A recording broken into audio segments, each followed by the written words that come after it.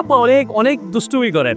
এটা মানে কোথা থেকে বাই বর্ন নাকি মানে আপনার পরিবারের কারো কাছ থেকে শিখেছেন বা কিভাবে জিনিসটা? না, না, দুষ্টামি তো এভাবে শিখা যায় না। আর দুষ্টামির একটা মেইন রিজন হচ্ছে আমি কনসিকুয়েন্স নিয়ে এত চিন্তা করি না। এটা কিন্তু আবার ভালো জিনিস না, এটা খারাপ জিনিস যে আমি হ্যাঁ, অবশ্যই যে আমি না বুঝে শুনে ভিডিওতে অনেক কিছু বলে ফেলি, ইন্টারভিউতে অনেক কিছু বলে ফেলি। পরে আমার আম্মু দেখে, আব্বু দেখে, দানা মাঝে মাঝে পয়েন্ট আউট করে যে এইভাবে এই কথাটা না বললেও পারতা। মাঝে মাঝে আমি আমার জামা কাপড় নিয়ে বলে ফেলি, আরে এটা তো রিপিটেড আউটফিট, এটা তো কম দামি আউটফিট বেরিয়ে যায়। এখন সোশ্যাল মিডিয়া যে কথা বলা উচিত না, এটা ব্র্যান্ডের কাপড়, আমি এটা দুবাই থেকে এনেছি, এটাও ব্র্যান্ডের। তো সবসময় অনেস্টিটা একটু মাঝে মাঝে মনে হয় যে একটু গুছায় বলা উচিত। সো কনসিকুয়েন্সে চিন্তা না করার রেজাল্ট হচ্ছে এটা। আপনি ম্যারিড না আনম্যারিড? আমি আসলে এটা আমি আনম্যারিড। আনম্যারিড। কোন জেলার ছেলেদেরকে বিয়ে করতে চান না? কোন জেলার ছেলে? এখন যে অবস্থা, আমি সব জেলার ছেলেকে বিয়ে করতে চাই। বেগার্স ক্যান্ট বি চুজার্স, আমার কোনো অপশন নাই। কোন জেলার ছেলেদেরকে মানে আপনি বিয়ে করতে চান?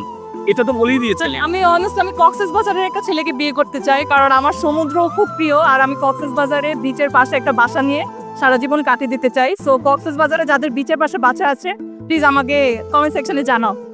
কমেন্ট করেন, যেহেতু কমেন্ট করেন। আমার জামাই হওয়ার এটাই একটা রিকোয়ারমেন্ট। আচ্ছা, আপনি প্রেম করে এখন আপাতত করছি না। আচ্ছা, কক্সবাজারে যাকে বিয়ে করতে চান তার নামটা একটু বলা যাবে?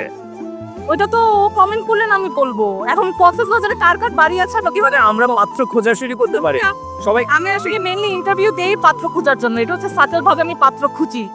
আচ্ছা আপু, ফেসবুক ইউজ করেন, ফেসবুকে স্টোরি আপলোড করতে হয়, তখন কোন গানটা সিলেক্ট করতে আপনার কতক্ষণ সময় লাগে? না, আমার বেশিক্ষণ লাগে না। আমি হচ্ছে যেটা ট্রেন্ডিং কয়েকটা কিন্তু সাজেশন আসে, আমি ওভাবে সিলেক্ট করে দিয়ে দিই। মানে সময় বেশি নেন না? না, আচ্ছা আপু, ভুল করেছেন জীবনে? অনেক অনেক। ভুল থেকে কি একটা পরামর্শ দিয়ে যান সবাইকে? ভুল থেকে আমার মনে হয় ভুল নিয়ে রিগ্রেট করা উচিত না। ভুল থেকে শিক্ষাটা, তুমি ওই ভুলটা যেন রিপিটেড না হয় ওইটা মাথায় রাখা উচিত। আচ্ছা আচ্ছা আপু, আপনার মধ্যে রুম ডেট কি? সরি, রুম ডেট কি? রুম ডেট কি মানে জিনিসটা কি, কোয়েশ্চেনটা কি, ওইটা ডেফিনেশন কি? আপু, কোশ্চেনটাই তো এটা যে রুম ডেটটা কি আপনার মধ্যে।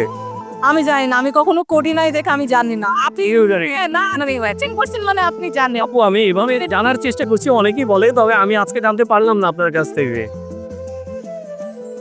একটা ছেলে কোন কোন দিক আপনাকে আকর্ষণ করে বা একটা? সবার আগে তো আমার মনে হয় যে মনটা ভালো হওয়া লাগবে। আমার মনে হয় যে আউটার বিউটিটা তো একদম পুরাটাই নেগেটেড হয়ে যায় ওদিকে মানুষটা ভালো না থাকে। আর অবশ্যই যেন একটু টল হয়, কারণ আমি নিজেও লম্বা, সো আমি চাবো না যে শর্ট কেউ হোক। এতটুকুই আমার। মানে স্লিম ছেলেদের বেশি ভালো লাগে? স্লিম, মোটা, body builder, I don't care. আচ্ছা if you are a guy and if you are breathing and if you are a good human being, that is all it take. আচ্ছা আপু, আপনি যদি আলাদিনের চারাক পেয়ে যান এই মুহূর্তে, তিনটা ইচ্ছা পূরণ করার যদি দেওয়া হয়, তাহলে আপনি কোন তিনটা ইচ্ছা পূরণ করতেন? ফার্স্টলি আমি তো আজকে এই বাইফাই অ্যাওয়ার্ডে নমিনেটেড, বেশ কয়েকটা অ্যাওয়ার্ডে এই সিজনে অ্যাওয়ার্ডের সিজন চলছে, তো আমার প্রথম ইচ্ছা যেন আমি সবগুলো অ্যাওয়ার্ড জিতে যাই। সেকেন্ডটা হচ্ছে আমি ঘুরতে অনেক পছন্দ করি, সো আমি চাবো যেন ওইরকম কিছু একটা হয়ে যাক যে আমি এই বছর সমানে ডিস্ট্রিক্ট দিতে পারি। আর থার্ডলি হচ্ছে কক্সবাজারের জামাইটা। কক্সবাজারের জামাই, বারবার বলছি আপনারা এই সুযোগ হাতছাড়া করবেন না। আচ্ছা আপু, আপনি যদি একদিনের জন্য ছেলে হতে পারতেন তাহলে আপনি কি করতেন একটু বলেন তো? তাহলে আমি আমার মন মতন জামা কাপড় পরে ঘুরতাম, কারণ তখনই আমি জানি যে কোনো রকমের কোনো বাজে কমেন্ট আসতো না। চমৎকার। আচ্ছা আপু, আপনি যে ভ্যানিশ হতে পারেন, একদিনের জন্য ভ্যানিশ হতে পারেন, আপনি কোন কাজটা সবার আগে করবেন? কোন কাজটা সবার আগে করব?